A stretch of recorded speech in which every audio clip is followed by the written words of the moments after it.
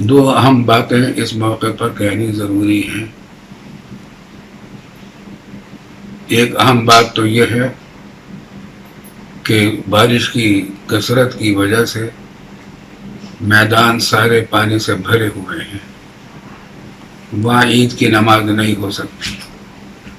اگرچہ کھلے میدان میں نماز پڑھنا افضل ہوا کرتا ہے ہم حالات میں، لیکن اس حالت میں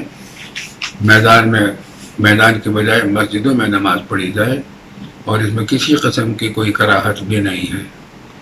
بلکہ اگر نمازی زیادہ ہوں اور مسجد میں گنجائش کم ہو تو 2 مرتبہ عید کی نماز پڑھ لی جائے. ایک جماعت پہلے عید کی نماز پڑھ لے، ایک امام پڑھائے ان کو، اور پھر اس کے بعد دوسرا امام دوسرے لوگوں کو جنہوں نے نہیں پڑھی ان کو عید کی نماز پڑھا دے. تو ایک ہی مسجد میں آگے پیچھے 2 نمازیں عید کی بھی ہو سکتی ہیں، 3 بھی ہو سکتی ہیں، 4 بھی ہو سکتی ہیں. ایک اہم مسئلہ تو یہ ہے، اس کا پیغام دوسروں کو پہنچا دیا جائے، اور میدان میں جہاں پانی جمع ہے وہاں عید کی نماز چونکہ ممکن نہیں ہے تو عید کی نماز مسجدوں میں پڑھیں. اور بار بار بھی کئی نمازیں بھی عید کی ایک ہی مسجد میں آگے پیچھے کی جا سکتی ہیں.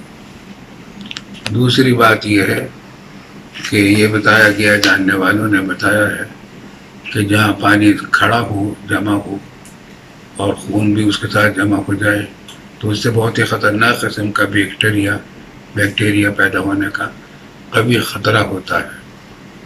اس بات ہے جہاں کہیں پانی جمع ہے اور وہاں پر خون بھی جمع ہو جائے، اس سے اجتناب کیا جائے اور کسی صاف جگہ پر جہاں یہ خطرہ نہ ہو وہاں قربانی کی جائے.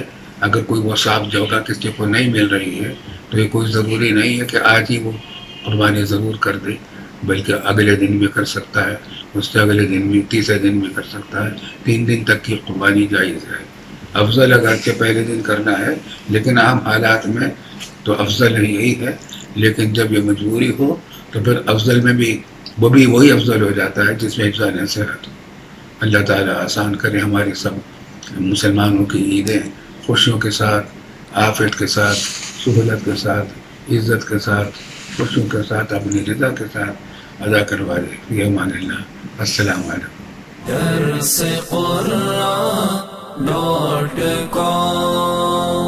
www.darsequran.com